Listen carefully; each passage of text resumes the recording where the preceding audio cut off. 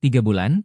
Itulah waktu yang dibutuhkan bagi bayi kecil Rahawijaya untuk berubah dari bayi sehat dengan pipi tembam dan tangisan kuat menjadi bayangan rapuh yang keluhannya nyaris tak terdengar di dalam villa megah keluarga Wijaya di kawasan Pondok Indah, Jakarta Selatan. Orang tuanya adalah miliarder. Box bayinya lebih mahal daripada sebuah mobil baru. Spray katu Mesir yang menyelimutinya bernilai setahun gaji banyak keluarga biasa. Namun anak itu sebenarnya sedang sekarat, dan satu-satunya orang yang benar-benar menyadarinya bukanlah dokter, bukan orang dengan gelar universitas, bukan sosok yang muncul di foto-foto keluarga di majalah gaya hidup, melainkan Rani Prameswari, 52 tahun, petugas kebersihan, ibu dari 4 anak yang dibesarkan dengan kerja keras dan martabat. Seorang perempuan yang telah belajar membaca rasa lapar di mata seorang anak karena ia sendiri pernah mengalaminya dari dekat. Inilah kisah tentang bagaimana seorang perempuan tanpa kekuasaan dan tanpa nama besar berani menghadapi bentuk kesombongan paling kejam. Kesombongan yang rela mengorbankan seorang anak demi mempertahankan citra sempurna di depan dunia. Jangan lupa tulis di kolom komentar, dari negara mana kamu menonton cerita ini? Kisah ini harus terdengar di seluruh Amerika Latin. Karena apa yang terjadi di dalam satu villa mewah bisa saja sedang terjadi di rumah manapun ketika gengsi dianggap lebih berharga daripada nyawa. Jakarta Selatan, Februari 2023. Villa Wijaya, yang terletak di salah satu kawasan paling eksklusif di Pondok Indah, berkilau di bawah matahari musim panas, 12 kamar tidur, 3 lantai, kolam renang infinity yang menghadap ke taman yang dirancang arsitek lanskap Eropa, patung marmer impor, dan 3 mobil mewah di garasi bawah tanah. Rafael Wijaya, 53 tahun, telah membangun sebuah imperium tekstil yang mengekspor ke 17 negara. Pria yang sedikit bicara namun hidupnya penuh angka. Bangun pukul 5 pagi untuk memantau pasar internasional, sarapan di depan 3 layar monitor sekaligus, bagi dia waktu secara harfiah adalah uang.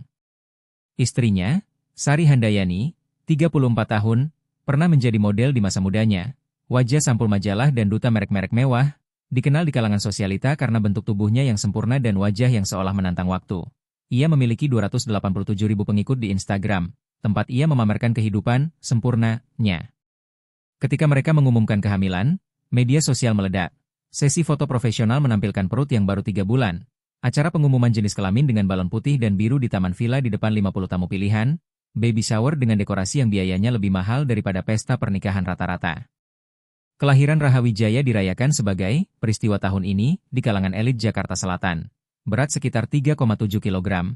Sehat, sempurna, pewaris nama Wijaya yang layak. Foto-foto pertama menunjukkan Sari Handayani tampak bersinar. Riasan wajah sempurna hanya 3 jam setelah melahirkan. Dengan caption, "Mama kuat dan fresh kembali," dan jutaan interaksi. Tetapi yang tak dilihat siapapun adalah air mata yang jatuh malam itu ketika ia menatap cermin. Melihat perutnya yang masih besar, gurat-gurat stretch mark yang tak bisa dihapus filter apapun, dan tambahan 15 kg yang hanya bisa dikoreksi oleh operasi plastik dalam beberapa bulan. Sari Handayani tidak benar-benar siap menjadi ibu, ia hanya siap difoto sebagai seorang ibu, dan jurang perbedaannya sangat besar. Sementara itu, Rani Prameswari telah bekerja di rumah-rumah keluarga kaya selama 27 tahun.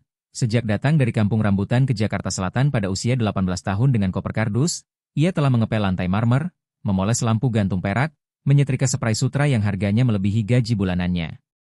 Ia telah menyaksikan pernikahan hancur karena perselingkuhan, anak-anak orang kaya kecanduan narkoba, orang tua dibiarkan sendirian di kamar besar sementara keluarga mereka berebut warisan. Ia belajar bahwa uang tidak menjamin kebahagiaan dan bahwa dinding villa mewah sering menyembunyikan rahasia tergelap. Namun, dalam hampir 3 dekade bekerja, belum pernah sekalipun ia melihat sesuatu seperti yang sedang terjadi di rumah keluarga Wijaya. Selama bertahun-tahun Rani Prameswari sudah menyetrika spray sutra yang harganya lebih besar daripada gaji bulanannya, dan ia merasa sudah melihat segalanya. Pernikahan yang hancur karena perselingkuhan, anak-anak miliarder yang kecanduan narkoba, para lansia yang ditelantarkan di kamar-kamar besar yang sepi sementara keluarga mereka sibuk bertengkar soal warisan. Dari semua itu ia belajar bahwa uang tidak pernah menjamin kebahagiaan dan bahwa dinding rumah mewah seringkali menyembunyikan rahasia paling gelap. Tetapi hampir 3 dekade bekerja ia belum pernah menyaksikan sesuatu seperti yang sedang terjadi di rumah keluarga Wijaya. Semuanya bermula pada suatu pagi di bulan Maret. Seperti biasa tepat pukul 7, setelah Sari Handayani berangkat ke kelas pilates privat dan sebelum Rafael Wijaya kembali dari lari paginya, Rani Prameswari masuk ke kamar bayi. Rahawijaya, yang saat itu hampir berusia 3 bulan, sudah terbangun di dalam boksnya. Tetapi tidak menangis minta susu seperti bayi lain seusianya. Ia hanya menatap langit-langit dengan mata berkaca-kaca. Sebagai ibu yang telah membesarkan 4 anak sendiri dan merawat banyak bayi orang lain, Rani Prameswari langsung merasakan alar naluriah di dalam dirinya. Ia mendekat, melihat pipi si kecil yang dulunya tembam dan merah muda kini menonjolkan tulang pipi yang terlalu tajam. Kulitnya tampak pucat, Lengan kecil yang keluar dari jumpsuit bayi bermerek terlihat kurus tidak wajar. "Raha kecil," bisiknya lembut, "ada apa denganmu, nak?" Bayi itu memalingkan kepala ke arah Rani Prameswari dan hanya mengeluarkan keluhan lemah. Bukan tangisan kuat bayi sehat, melainkan rintihan pelan dari tubuh yang hampir kehabisan tenaga. Sebuah rasa dingin merambat di punggung Rani Prameswari. Ia menatap sekeliling dan di atas meja rias kayu mahal melihat sebuah botol susu yang terisi setengah, lalu mengambilnya. Cairan di dalamnya nyaris bening, sama sekali tidak mirip dengan tekstur kental susu formula bayi. Dengan tangan bergetar ia membuka tutup botol dan mencium isinya. Air. Hanya air biasa. Tidak mungkin, gumamnya dalam hati, pasti ini salah. Ia memeriksa meja ganti popok, ada 6 popok sekali pakai dari merek termahal di pasaran, tetapi hanya satu yang kotor sejak kemarin, tanda jelas bahwa bayi itu tidak cukup makan. Dengan botol di tangan dan berusaha tetap tenang, ia turun tangga menuju dapur yang mengilap dengan peralatan stainless steel yang harganya setara 3 tahun gajinya. Di sana ia menemukan Sari Handayani yang baru pulang dari gym. Wanita itu tampak sempurna dengan setelan olahraga desainer yang menonjolkan bentuk tubuh yang pulih luar biasa cepat setelah melahirkan, rambut pirang terikat rapi dalam kuncir tinggi, riasan tipis namun profesional, sedang meminum jus hijau sambil menatap layar ponsel. "Selamat pagi, Ibu Sari," ucap Rani Prameswari hati-hati. Jawab Sari Handayani tanpa mengalihkan pandangan dari layar tempat ia memilih foto untuk diunggah. Rani Prameswari menarik napas dalam-dalam. "Maaf mengganggu, Bu, tapi saya khawatir dengan kondisi bayi." Kali ini Sari Handayani mengangkat kepala, mata birunya yang diperoleh dari lensa kontak mahal memancarkan rasa sebal. "Sekarang apa lagi?" tanyanya ketus. "Saya lihat badan Raha semakin kurus, dan botol susu ini," Rani Prameswari mengangkat botol itu, "sepertinya hanya berisi air." Wajah Sari Handayani mengeras. "Rani, aku tahu persis apa yang kuberikan pada anakku," ujarnya dengan nada dingin dan terukur. "Tapi, Bu, bayi usia 3 bulan itu butuh. Aku tahu apa yang dia butuh," potongnya tajam. "Aku sedang mengikuti pola khusus, dokter anak di Jakarta Pusat yang merekomendasikan, Raha harus dibiasakan sejak kecil dengan pola makan sadar. Aku tidak mau membesarkan anak yang obesitas seperti yang sering kulihat di mana-mana." Rani Prameswari merasa seolah lantai bergoyang di bawah kakinya. "Pola makan sadar? Tapi, Bu, dia itu bayi 3 bulan. Dia butuh nutrisi untuk tumbuh." Baru saja Rani Prameswari hendak menjelaskan ketika Sari Handayani langsung menyabetnya dengan pertanyaan tajam. "Kamu itu dokter, Rani?" Kalimat itu jatuh seperti cambuk. "Kamu punya gelar yang aku nggak tahu?" Rani Prameswari menelan ludah. "Tidak, Bu, tapi saya sudah membesarkan 4 anak." "Tepat," potong Sari Handayani dingin.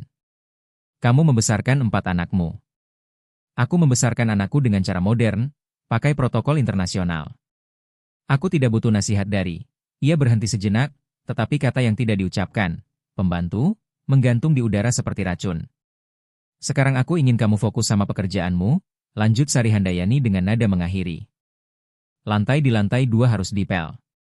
Kaca ruang taman kotor, dan tolong jangan sentuh lagi apapun milik Raha tanpa izin aku." Rani Prameswari menunduk. "Baik, Bu." Ia menaiki tangga dengan kaki gemetar. Bukan karena takut kehilangan pekerjaan, ia sudah bekerja di cukup banyak rumah kaya untuk tahu bahwa ia bisa mencari majikan lain, melainkan karena ketakutan terhadap nasib bayi tak berdaya yang terlihat semakin rapuh setiap hari. Tapi apa yang bisa ia lakukan? Ia hanya petugas kebersihan, pembantu rumah tangga, perempuan 52 tahun tanpa kekuasaan dan koneksi. Siapa yang akan percaya jika ia menuduh Sari Handayani, istri sempurna versi majalah gaya hidup? Namun apa yang akan ia temukan sebentar lagi membuat keheningannya menjadi penyesalan terbesar dalam hidupnya. 3 hari berlalu. 3 hari di mana Rani Prameswari bekerja seperti mesin, menyelesaikan semua tugas rumah, sementara pikirannya terus berputar pada kondisi Raha.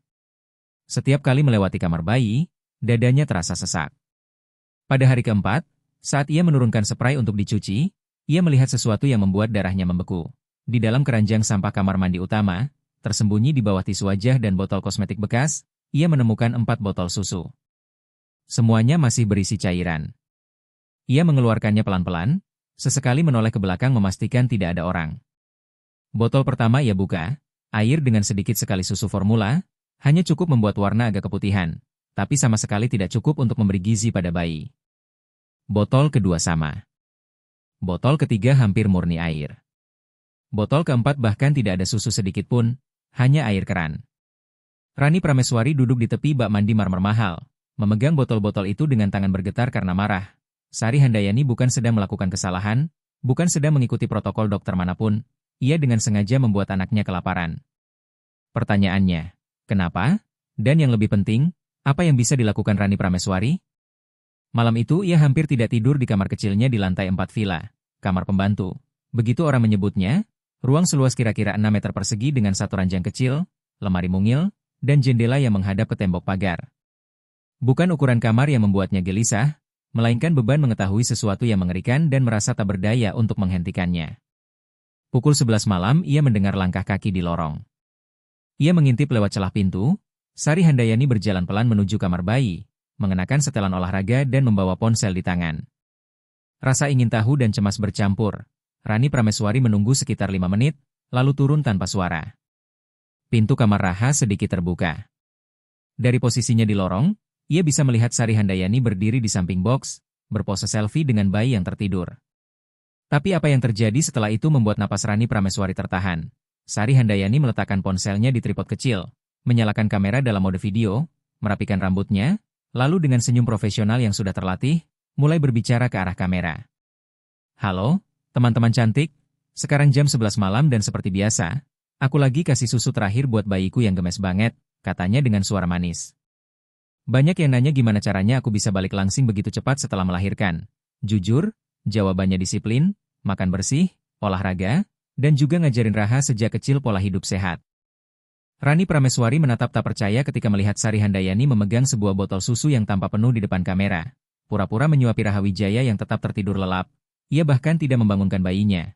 Semuanya hanyalah sandiwara demi konten. Sementara Sari Handayani terus berbicara dengan suara lembut dan keibuan yang tidak pernah ia gunakan ketika kamera mati.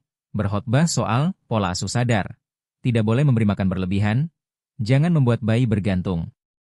Dan menjadikan Raha Wijaya sebagai bukti bahwa bayi bisa tumbuh sehat tanpa kebiasaan berlebihan, seperti yang sering ia kecam di media sosial.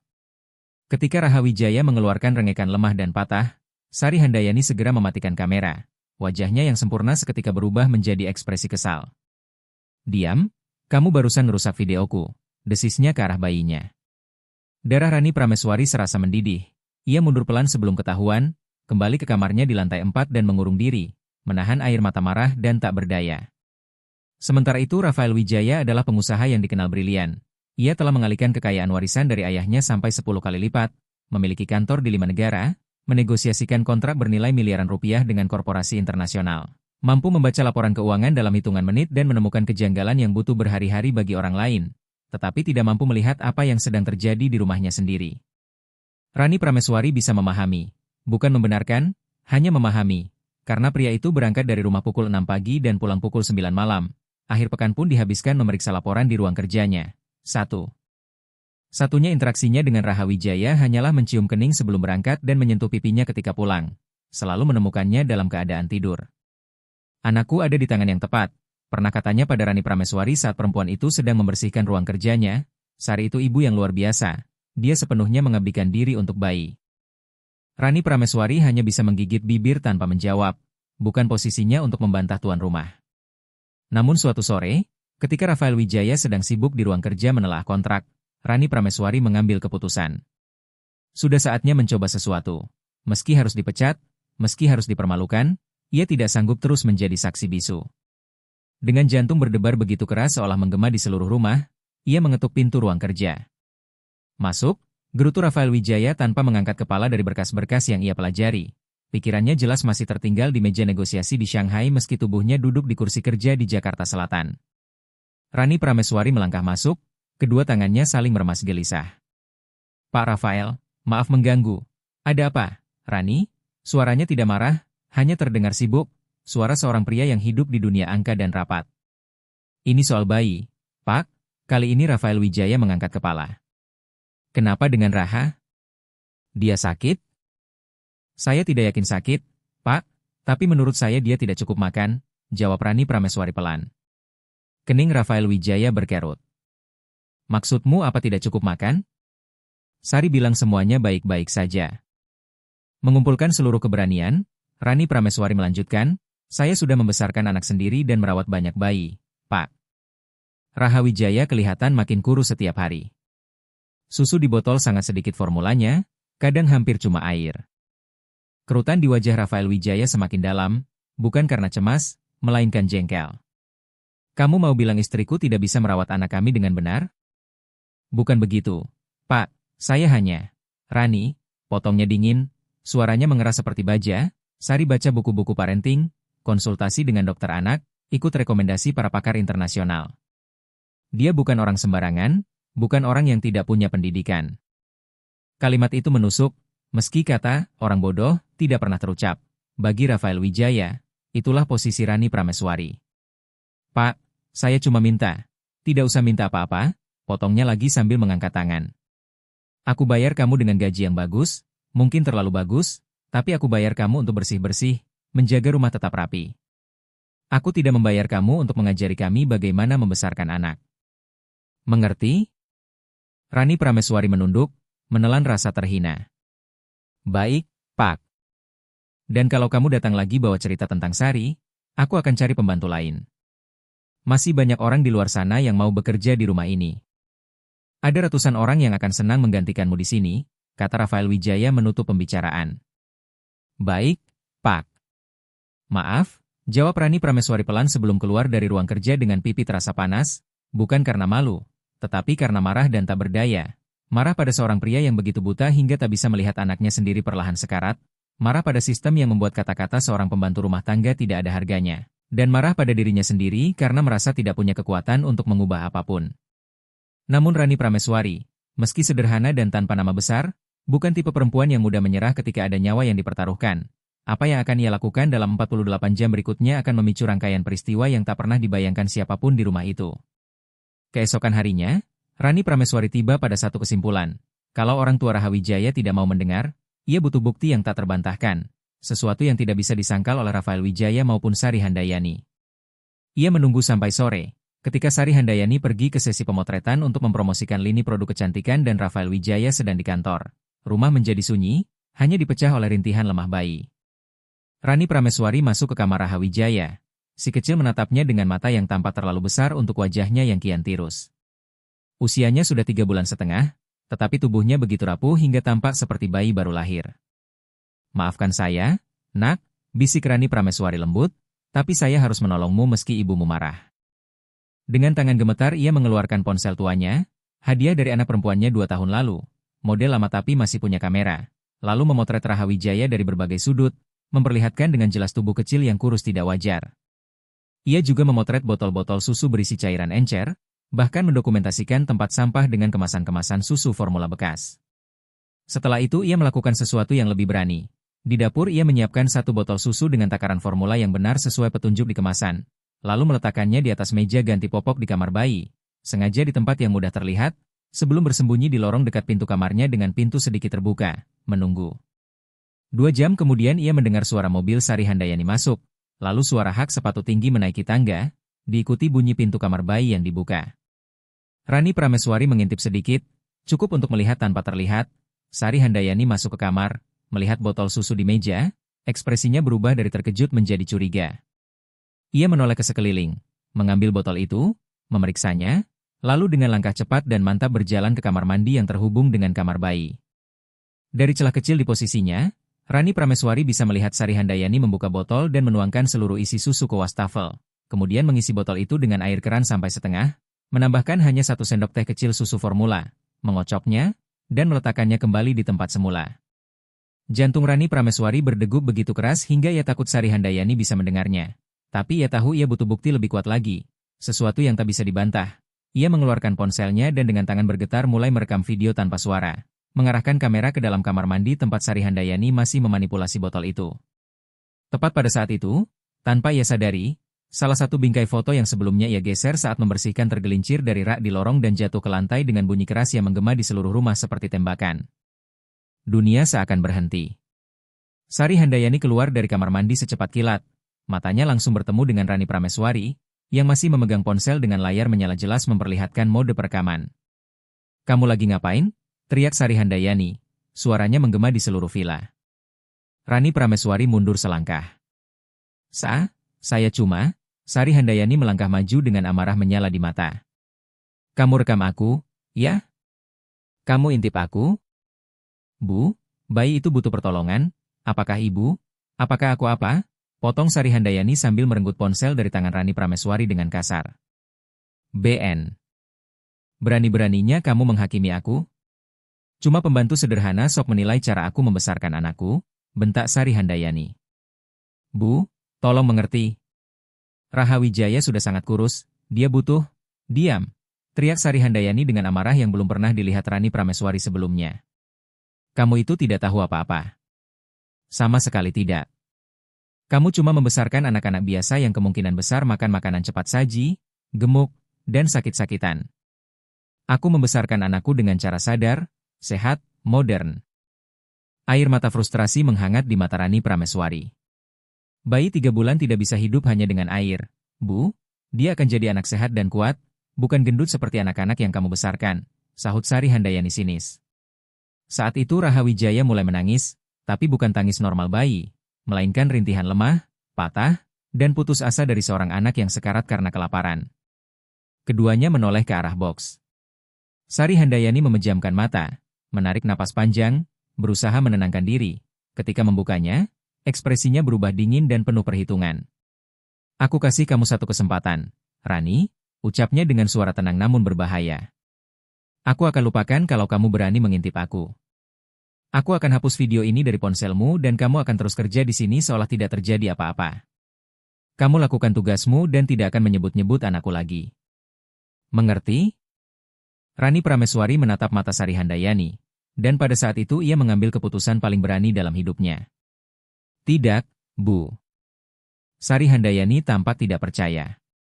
Apa yang kamu bilang? Saya bilang, tidak, ulang Rani Prameswari sambil meluruskan punggung. Bayi itu butuh dokter sekarang. Kalau ibu tidak bawa dia, saya akan cari cara supaya orang lain yang bawa. Wajah Sari Handayani berubah menjadi topeng kebencian murni. Kalau kamu berani ngomong satu kata saja, aku hancurkan hidupmu. Aku pastikan tidak ada satu rumah pun di Jakarta Selatan yang mau mempekerjakanmu. Aku akan seret keluargamu juga. Saya tidak peduli. Potong Rani Prameswari, air mata mengalir di pipinya tapi suaranya tetap mantap. Saya pernah kelaparan, Bu. Saya pernah melihat anak-anak saya sendiri menangis karena lapar. Saya tahu persis seperti apa bentuknya, dan anak itu sekarang sedang sekarat. Sari Handayani mengangkat tangan dan menampar Rani Prameswari sekuat tenaga. Suara tamparan itu menggema di kamar. Pipi Rani Prameswari terasa panas terbakar, tapi ia tidak mundur. Kemas barang-barangmu, desi Sari Handayani. Aku mau kamu keluar dari rumah ini sebelum suamiku pulang. Kalau 1 jam lagi kamu masih di sini, aku telepon polisi dan menuduhmu mencuri. Kita lihat nanti siapa yang orang-orang percaya. Rani Prameswari menyentuh pipinya yang memerah, menatap Sari Handayani, lalu memandang ke arah Rahawijaya yang masih menangis lemah di boks mewahnya. Baik, Bu, saya akan pergi, katanya pelan. Ia berjalan menuju kamarnya dengan martabat yang masih utuh. Sebelum sampai, ia berhenti sejenak dan menoleh sekali lagi.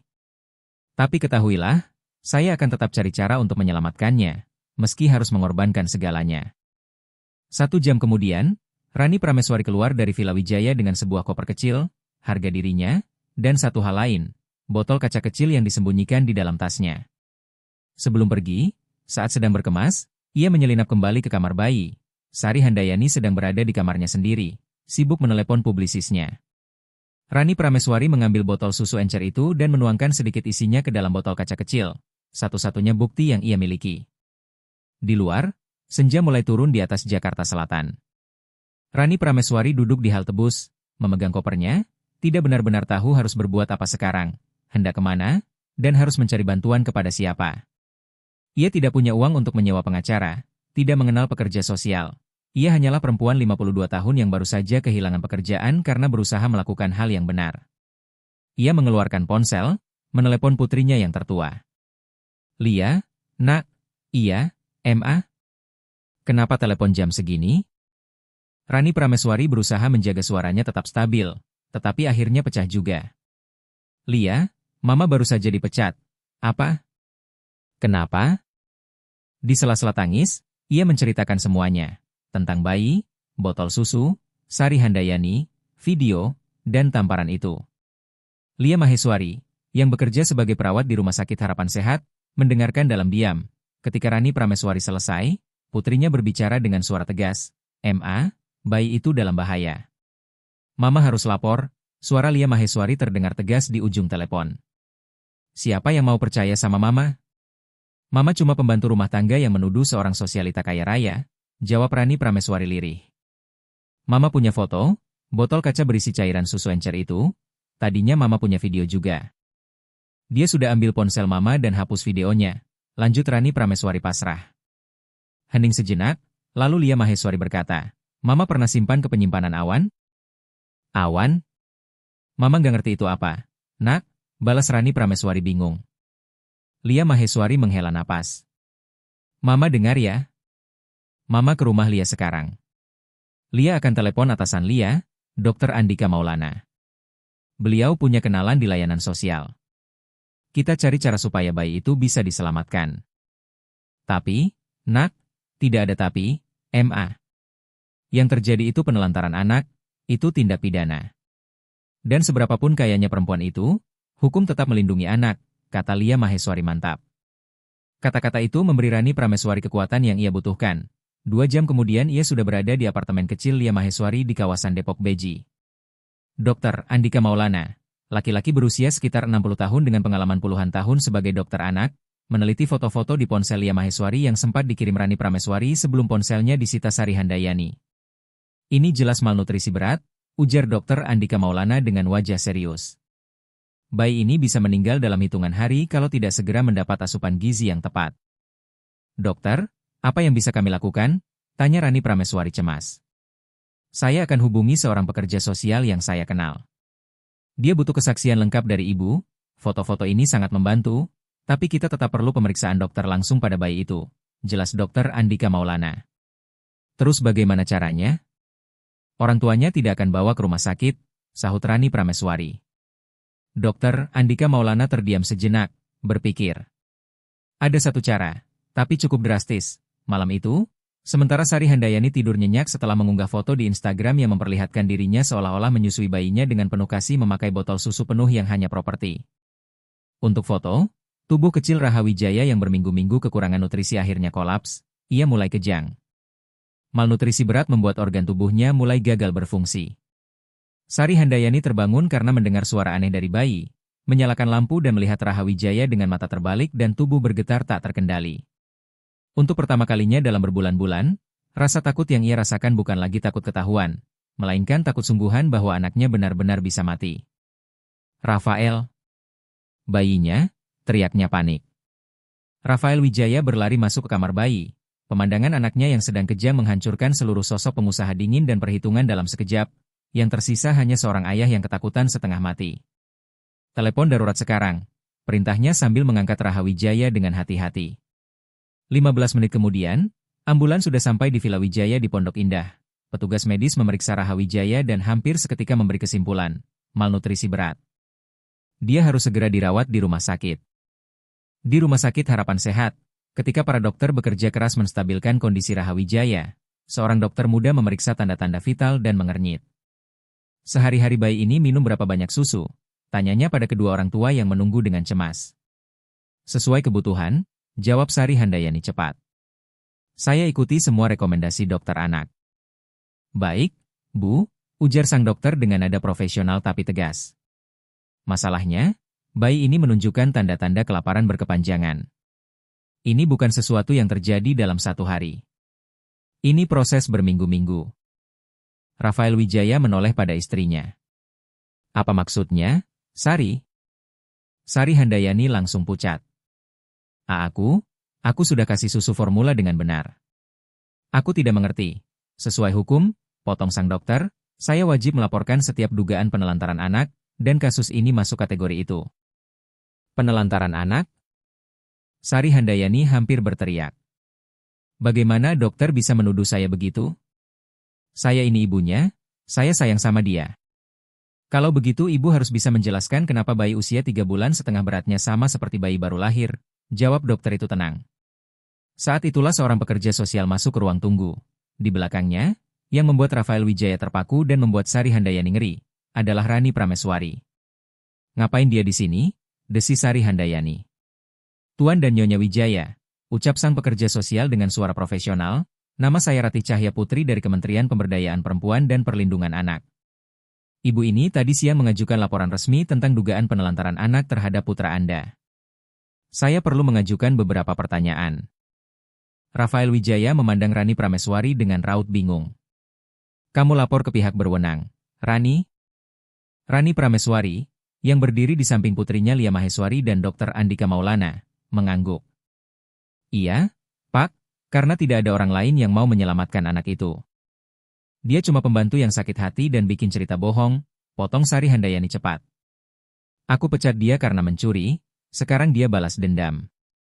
Bu, Ratih Cahya Putri, ibu ini membawa foto-foto, satu botol kecil berisi cairan yang menurutnya diambil dari botol susu bayi, dan juga saksi.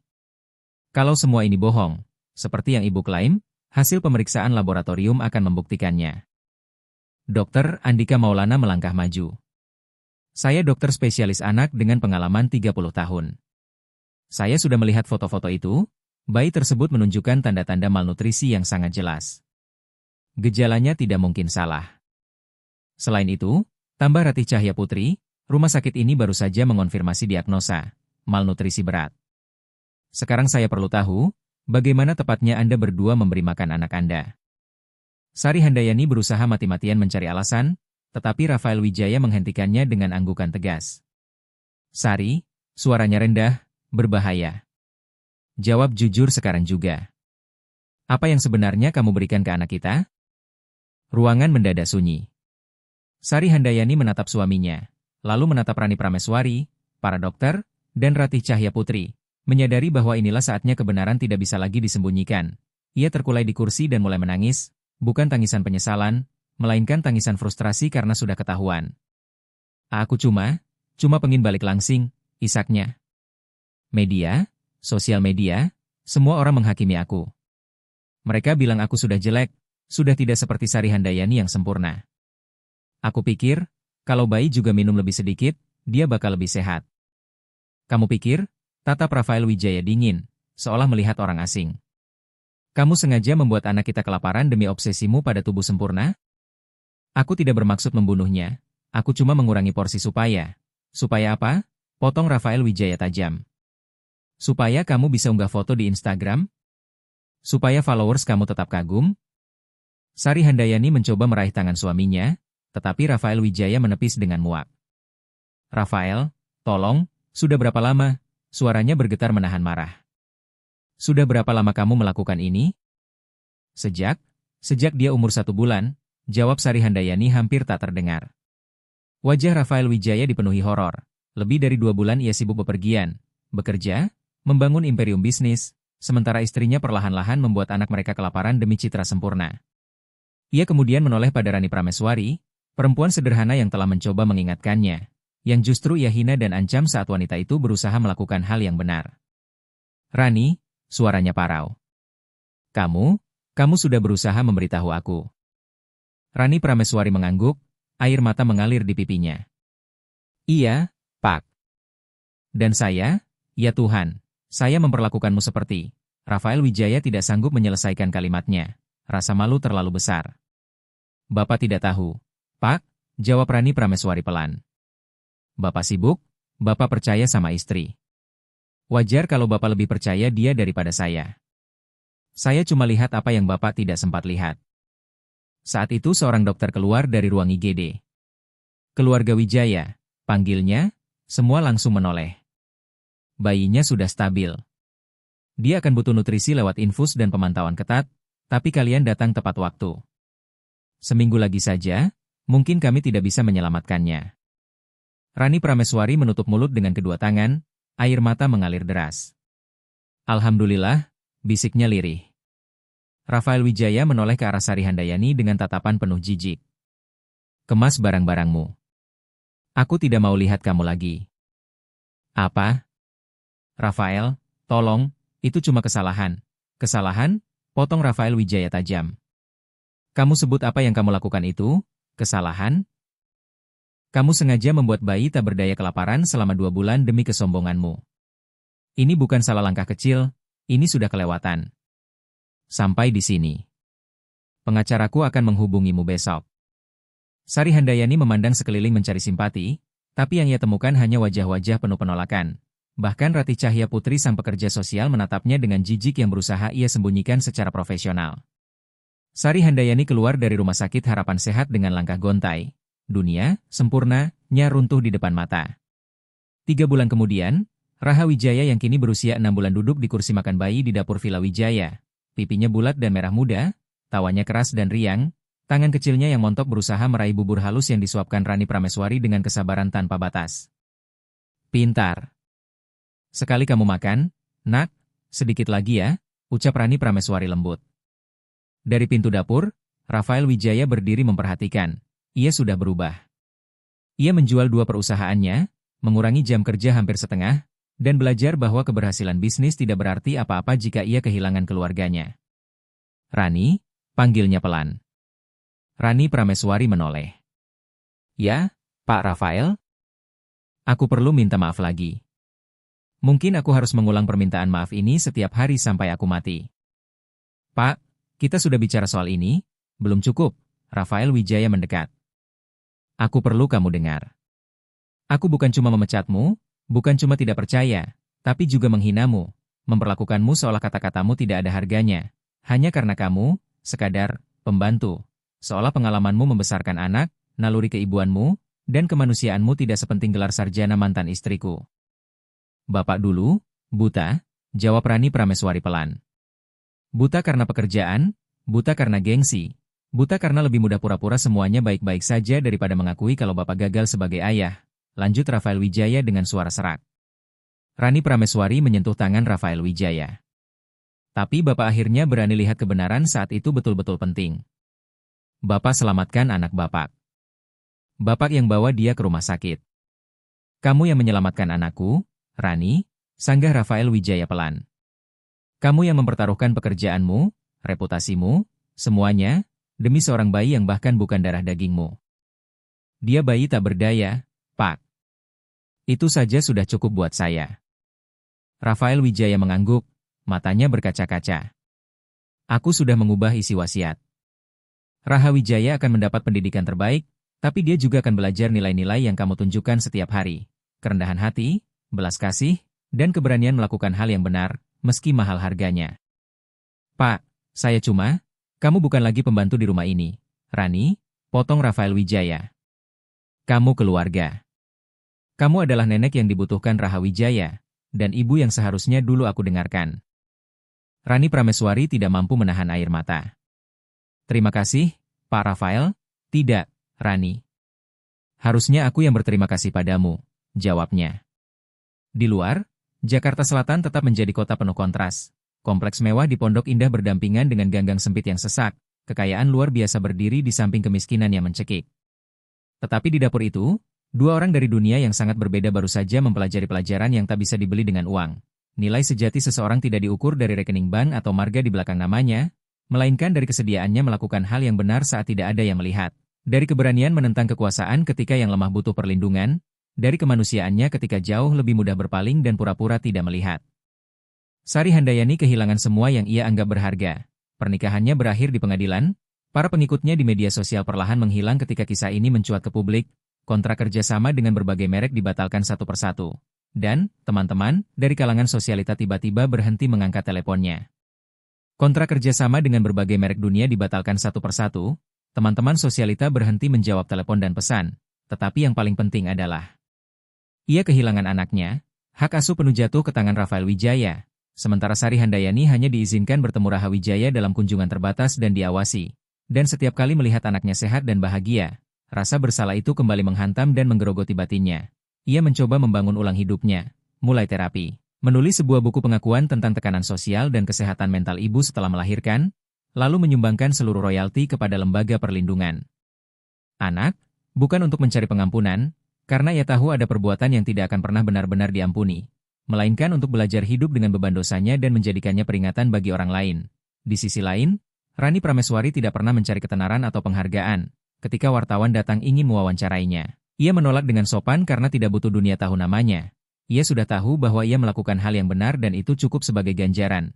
Ia terus tinggal di villa Wijaya, bukan lagi sebagai pembantu, melainkan sebagai anggota keluarga, menyaksikan Raha Wijaya melangkah untuk pertama kali, mendengar kata-kata pertamanya, hadir di setiap momen penting, membuktikan bahwa kasih sayang seorang ibu tidak selalu ditentukan oleh ikatan darah. Dan setiap malam sebelum tidur, Rafael Wijaya masuk ke kamar Raha Wijaya, memandang anaknya yang terlelap dengan tenang, pipi bulatnya naik turun mengikuti napas, dan dalam hati selalu bersyukur kepada perempuan yang memiliki keberanian yang dulu tidak ia punya.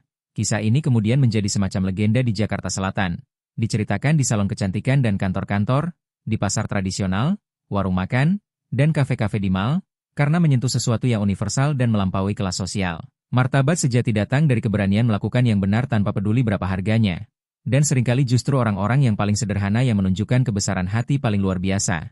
Pada akhirnya, ketika semua topeng jatuh dan segala kepura-puraan hilang, yang benar-benar penting hanyalah bagaimana kita memperlakukan mereka yang paling lemah di antara kita. Dan jika ada seseorang tanpa kekuasaan dan tanpa privilese sanggup mempertaruhkan segalanya demi melindungi seorang anak tak berdaya, maka tidak ada alasan bagi siapapun dari kita untuk berpaling saat menyaksikan ketidakadilan. Jadi lain kali ketika kamu melihat seseorang melakukan hal yang benar meski semua keadaan menentangnya. Ingatlah pada Rani Prameswari, seorang petugas kebersihan berusia 52 tahun yang menyelamatkan satu nyawa hanya karena hatinya menolak dibungkam. Dan jika kamu berada dalam posisi berkuasa, ingatlah pada Rafael Wijaya, seorang miliarder yang hampir kehilangan hal paling berharga karena terlalu sibuk menghitung uang sampai lupa melihat apa yang benar-benar penting. Jangan ulangi kesalahannya, jangan menunggu sampai semuanya terlambat untuk mendengar kebenaran yang coba disuarakan oleh orang-orang kecil di sekelilingmu, karena kebijaksanaan tidak datang bersama harta, tetapi tumbuh dari kerendahan hati untuk mendengar mereka yang melihat apa yang kita pilih untuk abaikan. Jika cerita ini menyentuh hatimu, bagikanlah, karena entah di sudut Jakarta, Surabaya, Medan atau Makassar, mungkin ada sosok Rani lain yang sedang berjuang melawan ketidakadilan dalam diam dan keberaniannya layak terlihat. Jangan lupa tulis di kolom komentar kamu menonton dari kota dan negara mana, dan jika kamu kenal seseorang seperti Rani Prameswari, seseorang yang memilih melakukan hal yang benar meski harus kehilangan segalanya, tuliskan kisah mereka.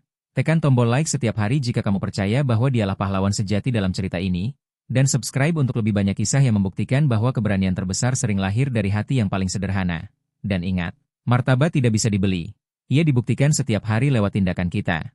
Sampai jumpa di cerita berikutnya, dan semoga kita tidak pernah kehilangan keberanian untuk melakukan apa yang benar.